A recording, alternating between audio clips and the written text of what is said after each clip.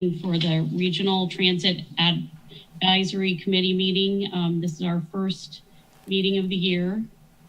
I would like to introduce myself as the chair, and I will give it over to Jessica to read the rules of order, I guess. Jessica Mortinger, Transportation Planning Manager. Good afternoon and welcome to the October 22nd Metropolitan Planning Organization Regional Tech Transit Advisory Committee meeting. My name is Jessica, as I said, and I will, with Ashley Myers, be facilitating the Zoom portion of today's meeting. We will work alongside RTAC Chair Heather Tice until a new chair is appointed, who's on remote video to facilitate the meeting proceedings. Currently, I have everyone muted so we can talk through the general ground rules. This meeting is being recorded and broadcast live on the city's YouTube channel and the public access cable channel 25. During the meeting, please mute yourself by clicking on the microphone icon found in the lower left-hand corner of the Zoom menu next to the video icon. When you are muted, a red line will appear over the icon. This will make it easier for everyone to hear the meeting. Just remember to unmute when and if you want to speak. In the menu, you can also turn your camera on or off by clicking the video icon located next to the microphone icon. For the purpose of this meeting, if you have video, please leave it on for the duration. If you're participating by phone, you can enter *6 to mute or unmute your phone. Anywhere on your Zoom screen, you will also see a choice to toggle between speaker and gallery view. Speaker view shows the active speaker. Gallery view tiles all the meeting participants. A few reminders to ensure that provisions of the Kansas Open Meetings Act are met for today. As participants, you must state your name and title each time you speak. Individuals who signed up in advance to provide public comments remotely will be called upon. At this point, no one has signed up. When you are called upon, please mute your listening device and state your name before speaking. The chair will then call for in-person public comment who are physically present. At this time, nobody has signed up or indicated is here in person to participate. We will, though, if somebody does show up, follow social distancing and safety protocols. All motions need to be stated clearly. After a motion is made and seconded, Ashley Myers will call each member individually to provide their vote. Staff will then announce whether the motion carried and the count of the vote. I want to again remind everyone to please mute yourself when you are not speaking. Now I will turn the meeting back over to Chair Heather Tice. Thank you. Hi, Heather Tice, Chair of RTAC Committee. I would like to do roll call, and I will pass it over to Ashley Myers to do the roll call, and then we'll get started on our agenda. All right. I should be unmuted. Thank you. I am Ashley Myers, Transportation Planner, and I'm going to do roll call vote. So Aaron Quisenberry. Here. Adam Weigel. Here. Christy Patrick is not here. Heather McNeve. Heather Tice. Present. Heidi Briery. Here. Lenise Jardin. Lenise is here, but she's not unmuted. He's here. And then Lee Meekus is not here, but he's going to be the person from Midland in the future. And Mike Meigs. Here. Right. Thank you. Okay. Heather Tice, Chair of RTAC Committee. We're going to move over to public comments, and I believe that Jessica mentioned that there was no public comments at this time. Is that still true, Jessica? Correct. Jessica Mortinger, Transportation Planning Manager. At this time, there is no one here to provide public comment. All right. Heather Tice, PTAC Chair. We will move to agenda item C, the approval of minutes. The minutes were from January 10th, 2019, and the action is to approve minutes as they appeared in our agenda packets.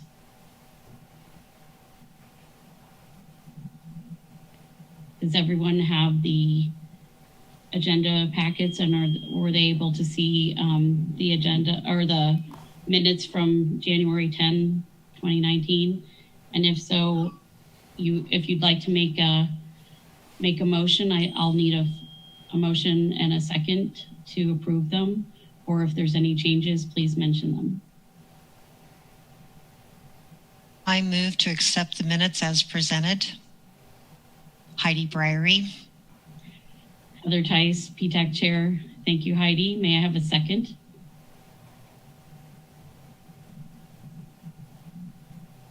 This is Aaron Quisenberry. I second. Heather Tice, RTAC Chair. Yeah, thank you. We will now take the motion to a vote. Okay, thank you. Correct? Yes. So Ashley Myers, Transportation Planner. I'm going to go by last name. So Briary, Yes. Jardine, Approve. okay. Meeks, Mike, Yes, I'm sorry, I was muted. okay. Quiz, Yes. Tice, Yes. and Weigel. Yes. All right, so it passes 6-0. Heather Tice, RTAC Chair. Thank you very much. I appreciate it, Ashley. Our next, so the motion has passed and the minutes are approved and the motion carries, correct? Okay. Item D, agenda items. It's elect chair and vice chair for October 2020 through December. Jessica Mortinger, Transportation Planning Manager.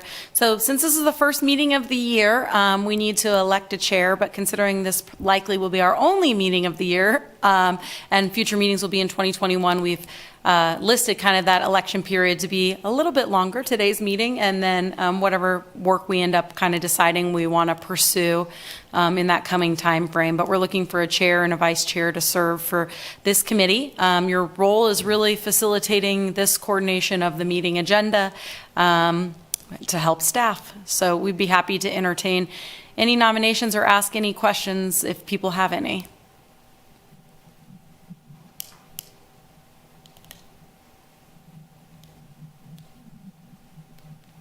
Heather Tice, RTAC Chair. Is there anybody that would like to nominate someone, or is there anyone that wants to do the chair or vice chair? I am happy to stay in the chair position if that's what the committee would prefer, but I'm happy to step down if someone else wants the honor. Heidi Brary, I'd be happy to be active, but I'd need to be vice chair due to other scheduling. All right, Heather Tice, PTAC or RTAC Chair. Sorry, there's too many acronyms. So do I have I have a nomination for a vice chair, and I'm willing to be the chair if that's what the committee would like. Can you hear me, or am I still muted? I'm muted? We can hear you. We can hear you. Okay. Yay! Okay. I'd be happy to do vice chair also. All Might right, as well. state your name. Sorry, Lenise Jordan. All right, Heather Tice, RTAC Chair. So it looks like there's a runoff. Are we voting? This is Aaron Quisenberry. Would we need to vote on Heather staying in place first? Does it matter if she's kind of self-nominated and nobody else has put forward? Jessica Mortinger, Transportation Planning Manager, Point of Information. We should still have a motion and a second and a vote for that nomination, that offering for hers. And you can do them together if you want, or separately. Okay, so Heather Tice, RTAC Chair, I'll need a motion for myself staying as chair of the RTAC committee and a second, and then we'll pass that, and then we'll move on to vice chair.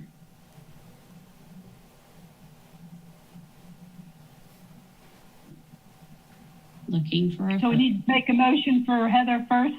Yeah? Okay. I make a motion to continue with Heather as our chair. And this is Aaron Quisenberry. I second that. All right, thank you. Heather Tice, RTAC Chair.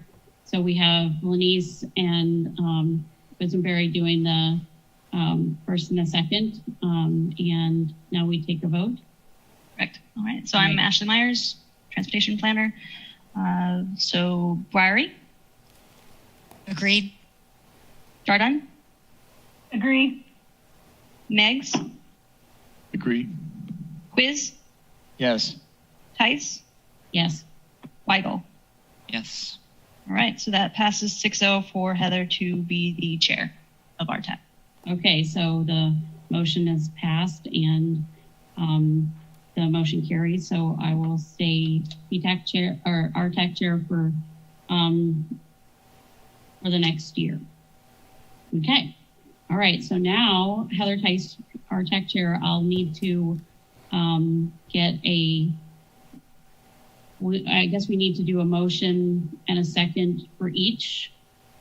Or do we do, like, how do we do the... Jessica Morton, your Transportation Planning Manager, I think you should decide that, or somebody should make a motion on one or the other to proceed. Adam Weigel, Transit and Parking Manager. Lenise and Heidi, do you want to speak to your willingness or excitement to do this? I appreciate both of you and your work and don't want to cause a division in our small group here. So interested if someone is more enthusiastic than the other. This is Lenise, and I'm good either way. I've just never ventured out that far to be on anything because I freak out sometimes. So I'm trying to step outside that comfort zone. I don't have any other commitments. I'm not on any other committees. Just I run the transportation department here at Independence. Thank you. Heather Tice, RTAC chair. Thank you very much. Denise, Heidi, do you want to speak to your interest? Sure, Heidi Briery, and I'm just interested in becoming more active in the whole process and helping people get to and from where they need to be and all of that good stuff. So if it works, it works. Great. Heather Tice, RTAC chair. Thank you so much. So I guess I'm not sure how to vote. Do we just, I'm not sure. Jessica, do you have a thought? Adam Weigel, Transit and Parking Manager. I'll just provide my thoughts. So I know Heidi provides us great leadership on CTD. I know she's active there. And with Lenise mentioning that she'd like to kind of get into it maybe for the first time, I'd be interested in letting Lenise have a shot at this position. Great. Okay. Heather Tice, RTAC chair. Heidi, does that feel okay to you? Heidi Briery, yes, I think that would be a wonderful option. Awesome. Okay. Heather Tice, RTAC chair. So we will... Adam Weigel, Transit and Parking Manager. I move that Lenise Chardon is the vice chair for RTAC.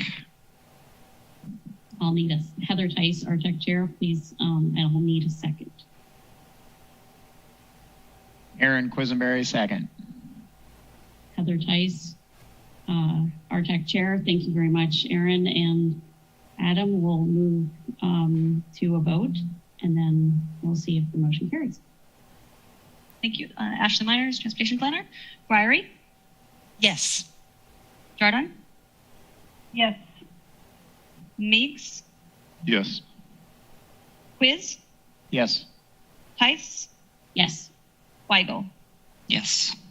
All right, so that's 6-0 for Lenise to be the chair.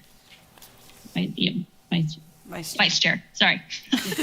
In your position. Heather Tice, RTAC chair. Thank you so much for the vote. So it looks with a 6-0, the motion carries, and we have Lenise Jordan as our vice chair for RTAC committee. So thank you very much for that. Wow, that was exciting. So our next item on the agenda is the Lawrence Transit presenting the 2020-2021 planning process. This is Adam Weigel, Transit and Parking Manager, and thank you for giving me a little time to talk about the next couple of years for Lawrence Transit, which will be pretty exciting and full of process. So if I can, I'll screen share here.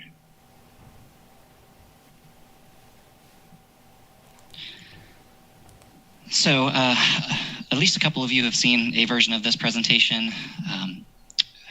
So we'll kind of talk through what what some of our processes that are upcoming look like. And many of you may be familiar with the multimodal transfer facility that has really been talked about for many years here in Lawrence, and we have, I think, put together a good plan and a path forward to execute on this. So I wanted to provide a little bit of the background of how we got to where we're at. A decade ago, our main bus transfers were located downtown at 9th and Massachusetts, and we hopped around a few different places, evaluated a couple other spots that ultimately led us to our current location on the 700 block of Vermont Street. In 2014 and 2018, there were two separate transit center location analyses to look at where we might put a main transfer location for fixed route transit in Lawrence, and that sandwiched a Tiger Grant application in 2016 that also was evaluating a location on KU property for a project that would have been a large parking garage as well as a transit facility. And in a more current state, we have signed an MOU with KU earlier this summer to move forward with a property at Bob Billings and Crest Line. So while we're still on the slide, throughout this process of finding a location, one of the challenges has just been how it fits with surrounding neighborhoods and surrounding land uses, and also the goal of being somewhat central in Lawrence just to facilitate easier transfers across the city. So the site that we are working with KU on is the southeast corner of Bob Billings and Crest Line. So there on the right side of your screen. So it's a long, narrow property that those trees that are between that site and the lead center is quite a steep incline. So it's kind of a long, narrow strip that we'll need to figure out how to position ourselves in a way that facilitates good bus transfers. There are a couple of existing buildings on that facility that the KU has used in the past. I don't believe there is much activity at those at the moment. So it's really somewhat of a blank slate as far as where we'll eventually set up here. We will have to think about access and how to safely get in and out of the area. And from a transit perspective, being able to come to and from this site from multiple directions is important. So we'll be working through those issues through the process. And really, there's a lot of enthusiasm to start discussions around the facility itself and what will be included and what won't. There also is the real need, since we know the location, for us to discuss what our route structure looks like in serving this site. So we've already begun that discussion this fall. We're having one route redesign study this fall that a group of KU urban planning students are helping facilitate. Hopefully a number of you and others in the community were paid in the first survey related to route redesign. It was largely trying to capture what people's travel patterns look like and how they currently use the buses, how they might want to use them if there's places they don't currently go, or if there's connections across town that are more challenging as the system is set up right now. So the students will be using that information to inform some route concepts where in the next month or so, there should be some maps produced where we can actually display that to the public and start to have more substantial about what people like and do not like about different structures. So given the short academic year and just the scope of that project, we are going to follow that up with another route redesign study this upcoming spring. We'll do an RFP and go out to get a consultant to help lead that project. And at the end of that, we should have a pretty good idea of what our route structure is going to look like to serve this new facility. There has been some slight change to our timeline regarding the facility design in particular. I think originally putting this together, we had talked about really focusing on routes until that was in good working order. Once we knew what routes would look like and how many buses would be coming to and from this site, then we'd really dive into the facility design. I think the more we've had our initial discussions as an internal group with several KU and city staff, it's evident that there's just a lot of programming discussions to be had.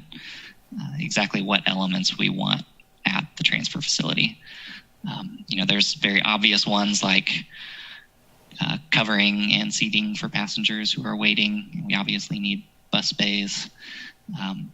But as we move through other elements that the site could have, we need to start talking through some of that and to really determine what our footprint will need to be. So there will be some overlap between that second route redesign study in the spring, as well as having discussions around facility design. So that's just something that we'll work through, and we'll streamline our communications out to the public and make sure our public engagement focuses on each of those elements and also ties them together. And we're really looking at August of 2022. That's August of each year is when our new route changes go into effect. That is our goal for the facility opening and us implementing the new route structure and all of that. So I do want to highlight that there will be somewhat of a gap that we'll need to communicate clearly with folks that, by spring, summer 2021, coming year, should have a good idea of what our routes will ultimately look like, but that new structure would not go into effect for another year. So there's still some time there, and that's probably a beneficial thing to have some time if there's still some things that need ironed out regarding routes, or it provides us a little buffer before we actually put that into service in case there's still work to be done. And I do just want to highlight at the bottom of the screen here, we do have a project page up and running. So as we do public outreach and start compiling information and analysis, we'll be adding information to that page so that if people join us, partway through this process, they'll be able to look back and see what we've done. And, even if you've engaged with us the whole time, you'll be able to look back and remind yourself of where we've come and why we've, gone certain directions. So through the three main components of this work, so the two route redesign studies as well as the facility design work, it's our intent to build that kind of public buy-in and set expectations with the public. It's our intent to put out these, what we're calling public scopes of work. So these documents, and this one is too small to read, I understand that, but it's on our project page. This one lays out our current route redesign study number 1 and what elements we expect to complete during this process, when we expect there to be public engagement opportunity. And this document was run through the Public Transit Advisory Committee for approval. So really trying to get in front of a project and lay out what it's going to look like, and so that we as the public have a good idea of what's coming down the pike. And we'll do a similar thing. We expect to do a similar thing for the second route redesign study as well as the facility design work. There are some challenging questions that we hope to ask. We fully expect and desire for there to be disagreement as we talk through some of these difficult questions. I think in a broad sense, in our COA, there's a discussion around trade-offs in transit. A big trade-off is coverage versus frequency. So the idea that you can have a lot of routes that run less frequently, or you can have fewer routes that run more often. And that's just one example of a trade-off that there are good reasons for doing it both ways, and there are different things you accomplish from doing it both ways. And it's our intent through this process, route redesign, as well as leading into facility design, to ask those challenging questions and put some at least concept ideas on for people to actually say, okay, this is how this scenario would affect me and the way I use transit now. Evaluate, would it be better in the future if it was this way or not? So a couple of images I've laid out here are just kind of conceptually a couple of the different ways that cities could set up transit. Hub and spoke is one that you commonly see in a lot of smaller urban areas where all transfers happen at a single location. One of the challenges to that is you have to go to the central location, even if it's out of your way. The grid below it offers maybe more direct connections, but definitely relies on there being higher frequency service.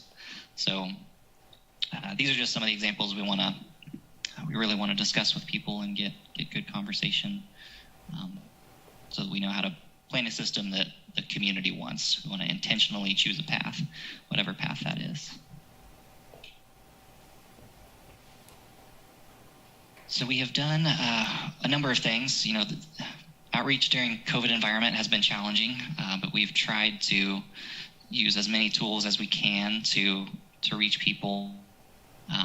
So online surveys through Lawrence Listens is a great way that the city engages. We always get a lot of engagement that way. We also got paper surveys out in the community in a variety of ways. We put them on the buses. We had there were some drivers who are not always en route, who were able to help us bring paper surveys downtown with clipboards and get people's input as they were waiting for the bus or waiting for their connection. We directly reached out to neighborhood leaders through the neighborhood contact list that the city maintains, and got some good responses from that. People invited us to Zoom meetings and to do tablings. So in here you see Old West Lawrence Day. We did a tabling there. We had Zoom calls with East Lawrence Neighborhood Association, the Lawrence Association of Neighborhoods, the Breesedale neighborhood, and some Haskell staff asked us to do an in-person and Zoom event with them, as well as definitely reaching out to our bus drivers. We know there's such a wealth of information. We had what we called roundtables with them, which was essentially, I was out at the facility with this information and in their training room and meeting with drivers as they had time between their shifts, before or after their shift. So these are some of the ways that we've tried to get out the word and get people engaged early. I was very happy with the survey work. When we combined all the paper surveys and what we got online, I think we're in the neighborhood of 630 total survey responses from our first route redesign study. So that's a good place to start, and has provided some insight on what worked and what we might go back to get more input over the next couple of years. And I list on here for both the second route redesign study and the facility design, we do expect those processes to have a steering committee element where there will be staff and citizens involved in a group that is tracking those processes. So there will be additional deeper dive level meet you can get citizen engagement from. So the next steps we're looking at, ultimately working towards a finalized land use agreement with KU for our facility on their land. Leading up to that, really in these next couple of months, we'll be needing to put together draft requests for proposals and requests for qualifications for the second route redesign study, as well as the facility design work. And just a heads up that I would expect, like I mentioned before, probably in this next month is when I would expect to see us have maps, some concept maps out for route redesign that the urban planning students will have helped with, in order to kickstart some of those conversations about what people do and don't like about different route structures. leave it at that, and I'm happy to clarify or answer any other questions that people might have. Heather Tice, RTAC Chair. I appreciate your thoroughness in going over the past and present. It's like a travel down memory lane for me. So thank you very much. And I am excited about the things coming in the future. It's going to be good. So I appreciate that. Is there any other comments or questions for Adam about that?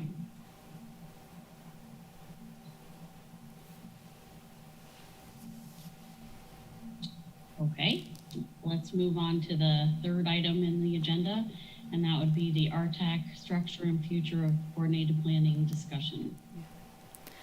Jessica Mortinger, Transportation Planning Manager.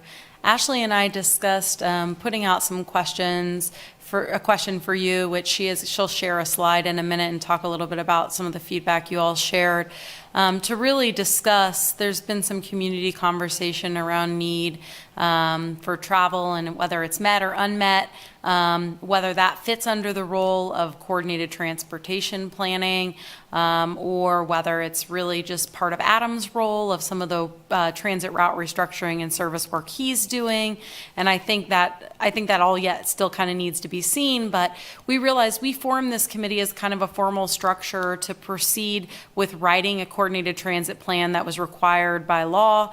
And now the state of Kansas has their statewide coordinated public transit human services transportation plan. So the Douglas County plan is more for local coordination, and there still might be issues that we felt about that, but we're not on a fixed schedule necessarily, I think, to update that plan now every 5 years.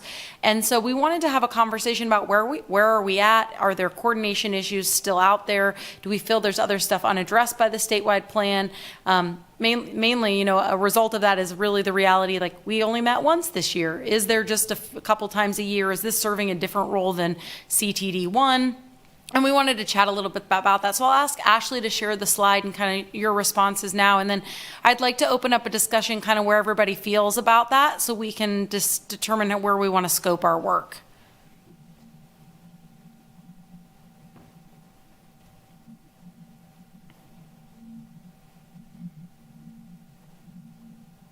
Ashley Myers, Transportation Planner.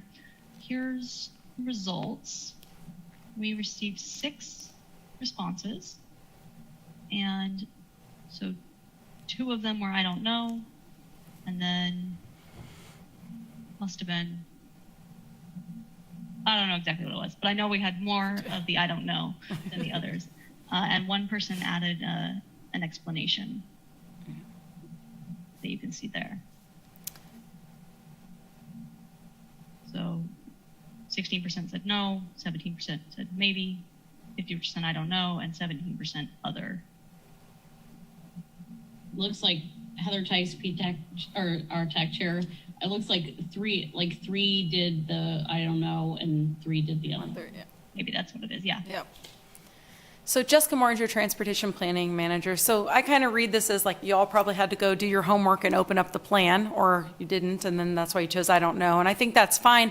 I think it might speak a little bit to just the need to continue conversations in that realm as we hear kind of some of that public sentiment from other social service agencies about trips they feel are being unmet in the community. But it also allows us to have an opportunity to explore what type of transportation or transit planning, regional coordination needs to happen that may be outside of the confines of a traditional role of the CPTH-STP into something more localized. It maybe provides an opportunity to figure out where Lawrence Transit ends up and then have an opportunity to identify if there's some other needs. So those are kind of my thoughts, but I'd be happy to hear what everyone else has to say as we think about where we go with this.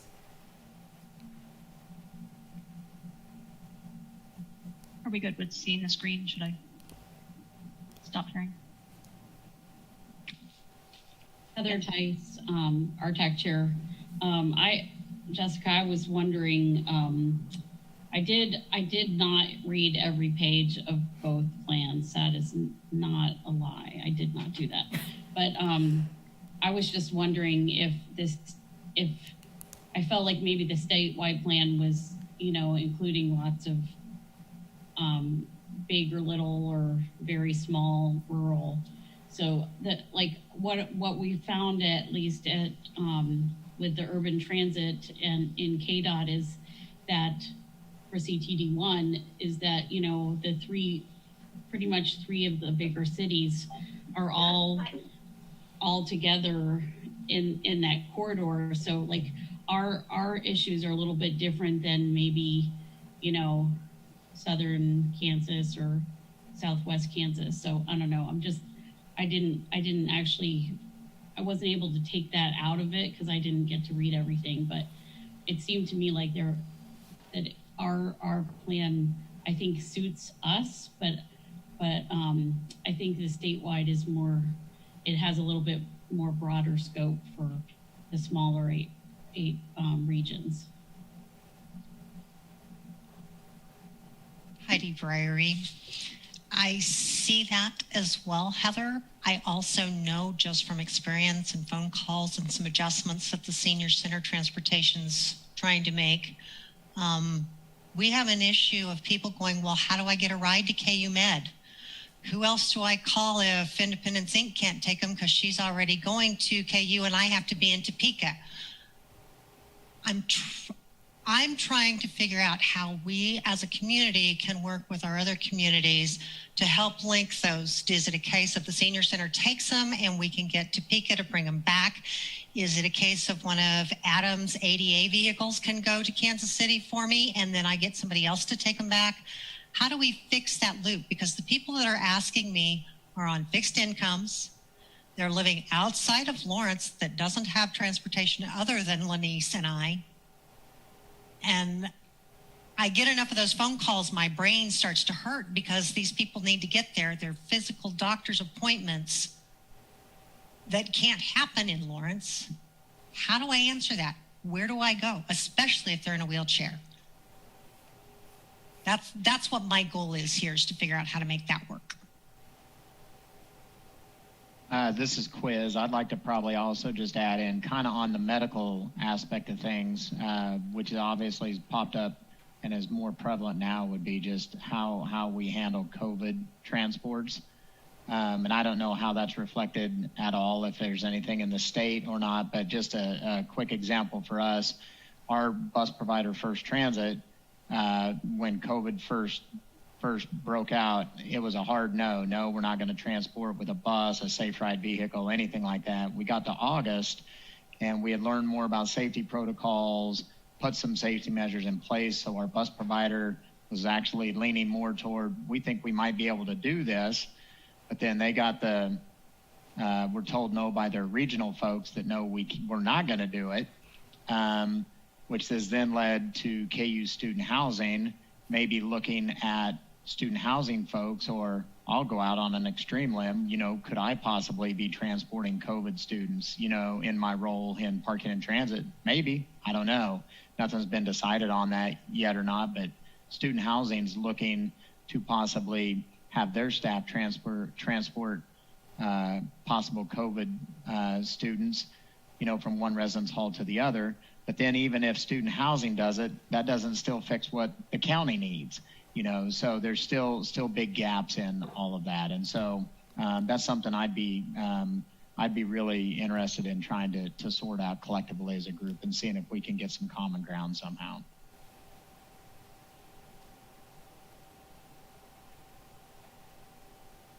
Adam Weigel, Transit and Parking Manager. So I know one of the challenges for us, I think by ordinance, we're only able to serve the city limits, which is just a restraint from our end. And I think, I previously worked at Topeka, and I think through their authority, they're able to go maybe 90 miles outside of their city limits for service, which I think would take them to Kansas City. Although there might be local pressure just because of the way they're funded. There's always those, we're using property tax dollars from Topeka to go to Kansas City. There will be people who feel uncomfortable with that, even if it's the right like Heidi said, we're solving a problem that needs solved. My question maybe in this context is those are real challenges in transportation we got to figure out, and the one Quiz brought up too around COVID. Does that need to belong, I guess, in our local plan, or is that work that we do through the CTD1 group? Is that maybe part of the crux of the issue? Is do we need to develop this local plan to deal with those issues, or are those issues being dealt with in these other avenues that we're all kind of involved in? Heidi Briery.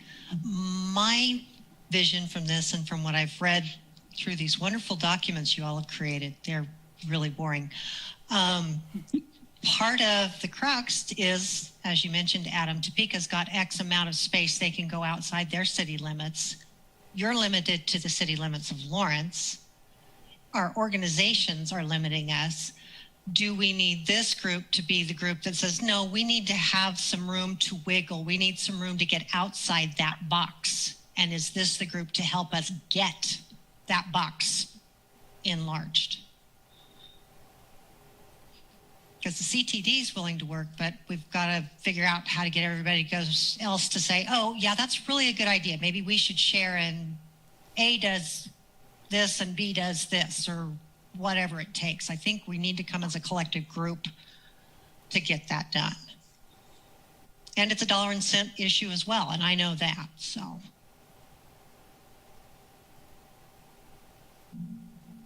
All right, Heather Tice, RTAC Chair. Sorry. I'm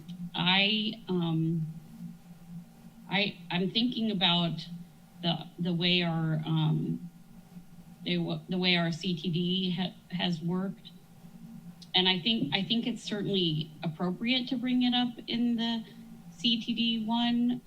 I just feel like sometimes the smaller agencies that are sole sourced, like that aren't public, that makes it very difficult with that conversation with the CTD one, because there's all these smaller agencies that maybe just have one driver and one van, and they're accessing the individuals that need their services, and that's all they can do. So I feel like this group might be at least the one to start out the bones of whatever we think needs to happen, and then we can take it further. But I feel like sometimes the CTD, because there are 3 different areas and there's so many smaller entities that aren't able to maybe do some of that, take on some of that role, it can feel a little like the smaller agencies aren't even involved in the discussion, and so we're talking around them and over them, and that kind of feels weird. So that's my 2 cents about that. Well, Jessica Mortinger, Transportation Planning Manager, it could be maybe, Heather, what I hear you talking about is like there needs to be some subcommittee work outside of that, and maybe it fits in CTD, maybe it doesn't.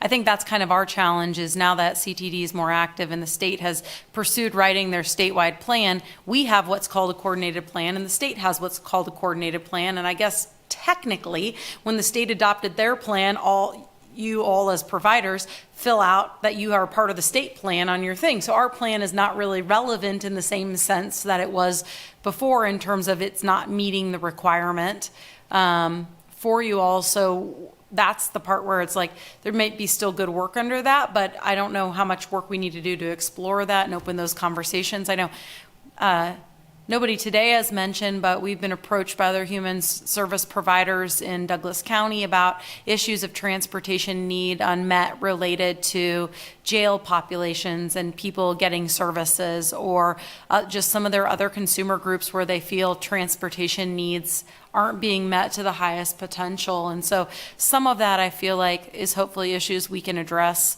with Lawrence Transit's route redesign work, but there still might be other remaining things that are unaddressed. And so thinking about maybe the timing of that too has been on our mind.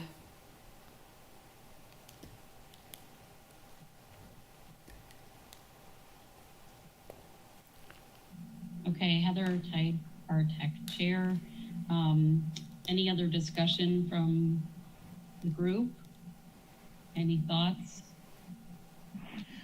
This is Quiz again. I'd just like to tell you guys all, at least from the COVID transport aspect of things, when our regional folks with our bus provider, it indicated that was a no. Some of you could appreciate this. As a parent, I hate when my kids, if I tell them a no, they try to run to my wife to get a yes. I hate that.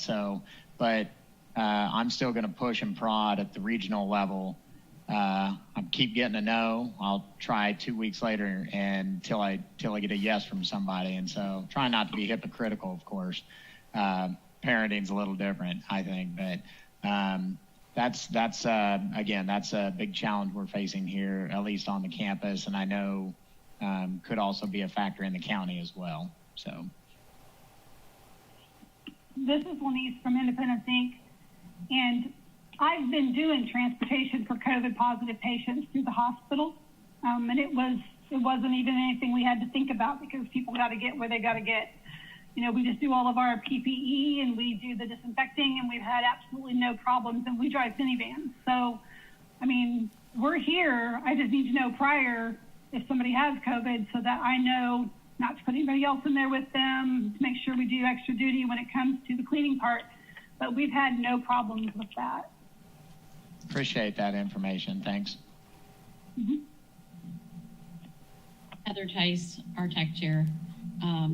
Thank you for sharing, Lenise. That's appreciated. And I think back to Adam's question, does it make sense to talk about it in this group or at CTD1? And I think both.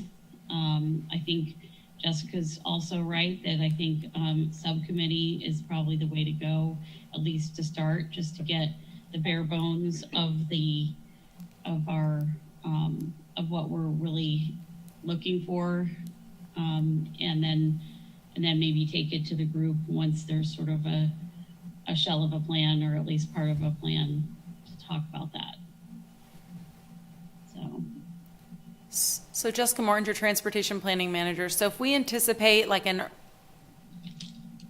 first quarter meeting with this group again, with RTAC, what I think we could be prepared to bring back to you is maybe a little more synthesis and analysis of taking the statewide plan, as well as like a summary of other issues or concerns we've heard in coordination with the current plans we've had, to come back and say, here's the issues we think that may or may not be addressed in the statewide plan that you may choose to take up, and or we could add other issues to that list to kind of decide how we might want to scope work and discussions in the future, and decide then we could maybe decide where some of those fit.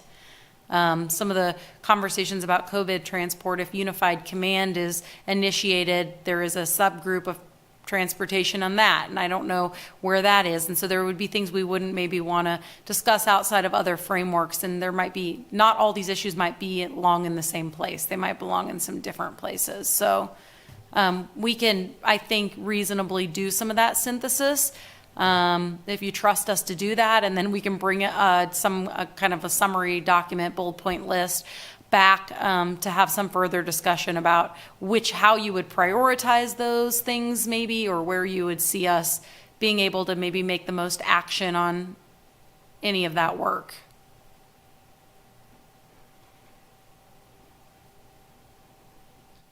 Adam Michael, Transit and Parking Manager. I think that's the piece I'm interested in. Yeah, is what exactly does our local plan do that the state plan doesn't, that we need to preserve, or provides us that local flexibility, to address some of these issues.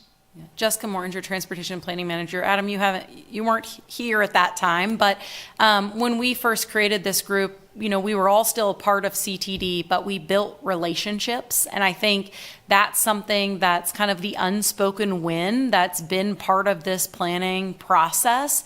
Is, everybody knows each other now on a first name basis. You're not afraid to call and ask, and there's probably hundreds of backdoor, not backdoor, but calls that we don't necessarily know about on a daily basis, where you all are working together to try to figure out your solutions, where I think that was a little less organized prior.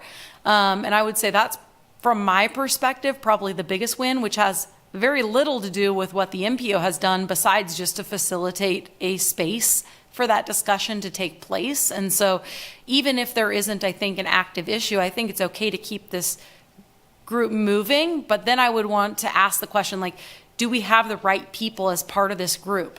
Is there a conversation about needing to bring in and inviting other people to participate if there's unmet service? At one point we talked about, and we didn't have a lot of success, but reaching out to church communities to talk about the issue was Sunday bus service and transport to centers of worship. And if those are other types of initiatives we want to take on and do some of that active work around to help solve people's transportation challenges, then I think we could still work to identify those and figure that out together. We would just want to be very intentional about that to make, I mean, that's why we haven't met, is because we haven't really had any active work that's been in our work plan. Because I think everything kind of got into a place where things were everybody's working behind the scenes to make stuff happen. But that's kind of my observation about that, if anybody has any thoughts about that.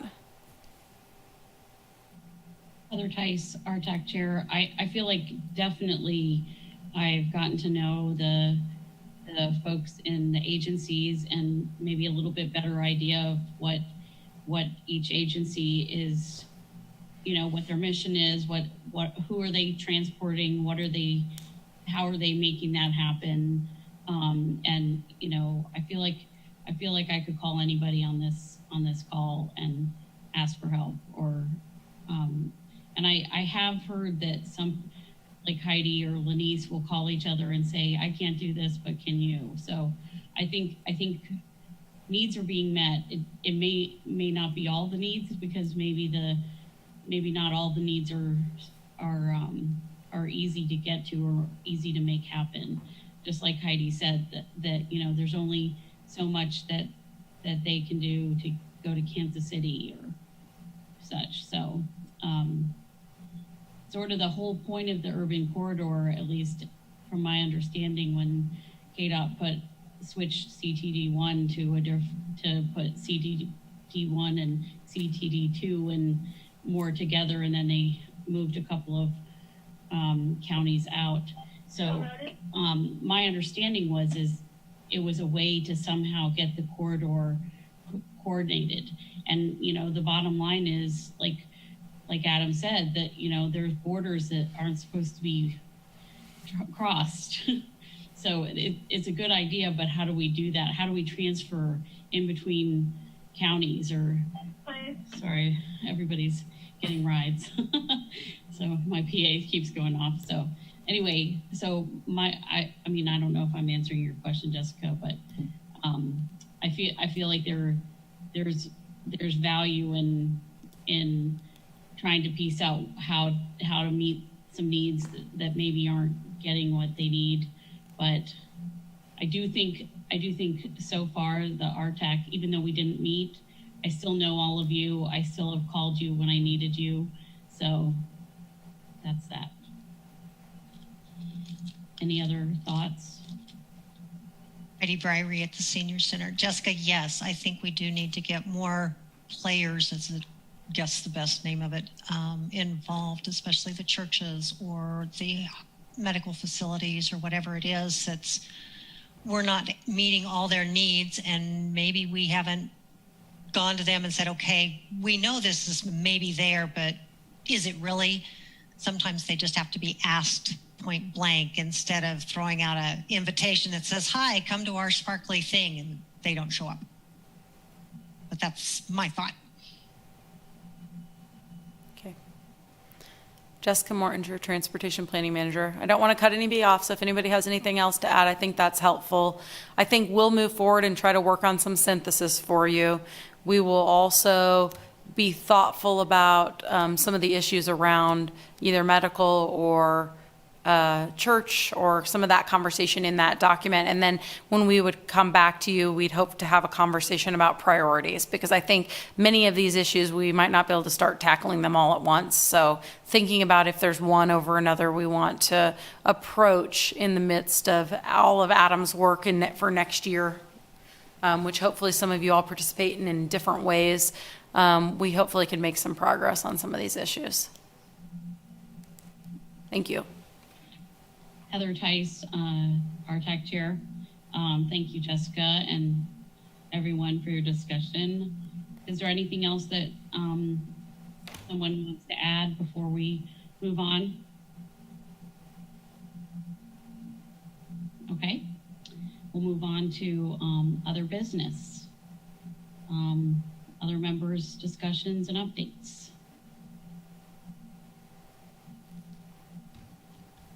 Anyone? Updates?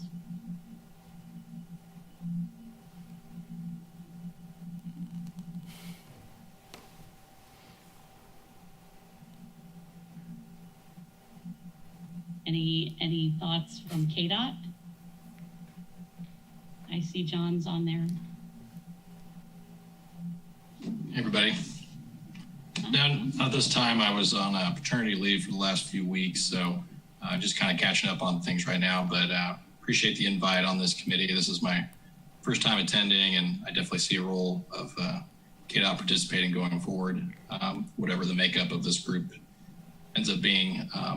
I think another thing to add as far as access to medical opportunities, I know we plan to kick off our intercity bus study first quarter of 2021, so we're developing RFPs currently later this year. So not only, I guess, when you think about access to those areas outside of your provision areas, you know, there's other alternatives where potentially state-funded resources can be allocated for those difficult places to connect to because of those limitations that you may have. So keep that in mind. We'll certainly include this group and CTD1 as well as we develop that plan. So because we see that as a critical piece, considering all the different challenges that there are for providers where they may have wants and needs in certain areas, but they have those limitations internally. So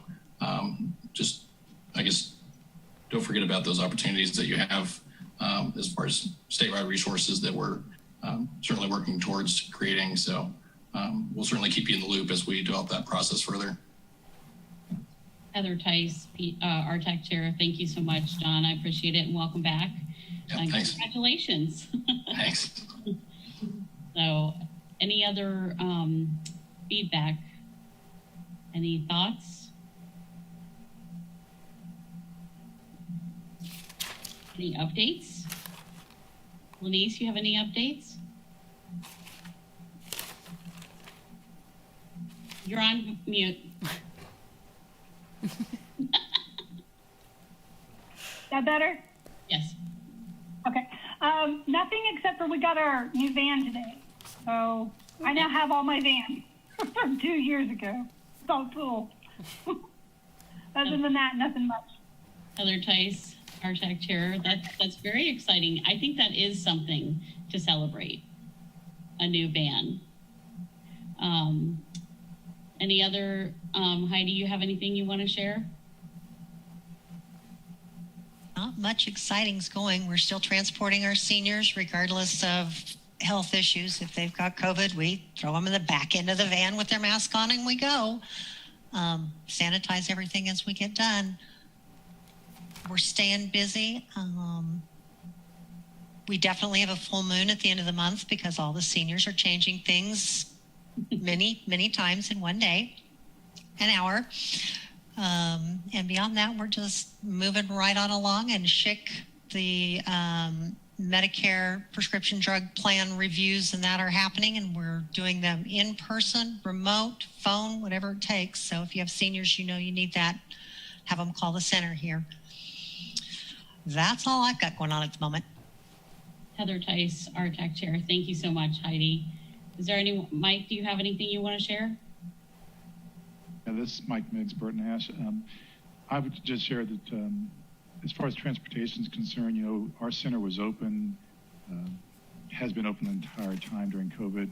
We did see teletherapy, obviously, mushroom 1st of April, and it's still a very vital portion of our business. We're getting more clients in the building coming in on site than we had in the last month or two, but in terms of transportation, most of our transportation is still pretty much limited to people needing medical appointments or food delivery. We just don't have as much demand right now for transportation on site because they're doing teletherapy.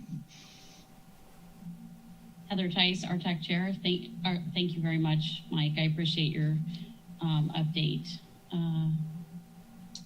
Anyone else have any updates?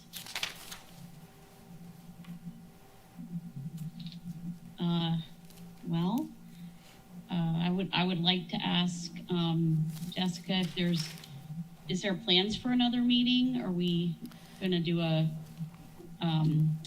quiz thing to figure out a quiz survey to figure out when we're going to do the next one? Yeah, Jessica Mortinger, Transportation Planning Manager. We'll send you something out at the beginning of first quarter, probably in January or in December, to schedule something for January or February. We'll get this figured out into our workload to do some of that analysis and synthesis. Possibly that might mean we provide you another survey or collect some information from you too to present at the meeting. I think that format worked kind of well to start getting you to think about whatever we want to have as the discussion. So be prepared if we do that. Heather Tice, RTAC Chair, thank you so much. I do think that it sort of involved everybody as far as what was happening and what you guys were looking to do. So I think that was a really good way to open up the meeting and get everybody back involved, since it's been a minute since we've seen each other in this forum. So, John, do you have anything else you'd like to share, or are you good? John Moore, KDOT Public Transit Manager. Nope, I think that's it for now. Okay. Heather Tice, RTAC Chair. Adam, anything before I sign off with the group? Like Adam Weigel's Transit and Parking Manager, he gave me a whole section, so I don't know if I want to give another. we did kick off our electric bus project officially this morning, the internal staff group, so that's exciting. Another 2-year process. Great. Heather Tice, RTAC Chair, thank you for adding that. I'm sorry I didn't make it. I had a management team meeting, so thank you all. We are exactly 4:32, and I appreciate everyone that was on this call, and it was great that we had a quorum on our first meeting and last meeting of this year. So I appreciate everyone, and I hope you guys have a happy holidays, since it'll be different before I see you in this group. So thank you very much. Heather Tice, RTAC Chair. We'll adjourn the meeting. Thank you so much. Thanks. Have a good Everybody. day. Bye. Bye, guys.